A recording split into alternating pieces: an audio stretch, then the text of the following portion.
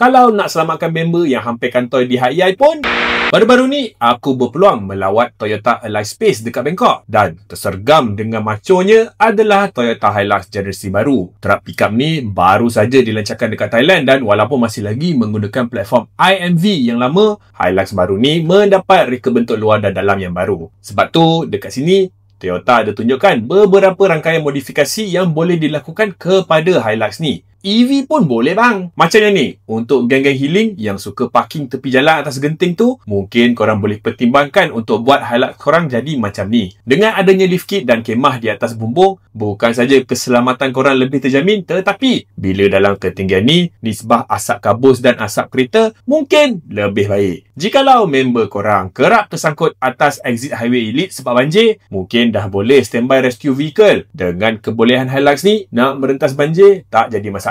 Lagipun dengan modifikasi sebegini dan geran di tangan, kalau nak selamatkan member yang hampir kantoi di HEI pun boleh. Last kali untuk single cab, pastinya sesuai untuk dibuat mengangkat kelapa sawit atau nak pergi memburu. Mana-mana pun boleh dengan adanya modi sangka dekat truck bed. Tapi ingat ya korang, muatan jangan lebih dari bumbung, kan nanti kena sita pula. Itulah dia versatility Toyota Hilux. Korang rasa korang nak modi macam mana?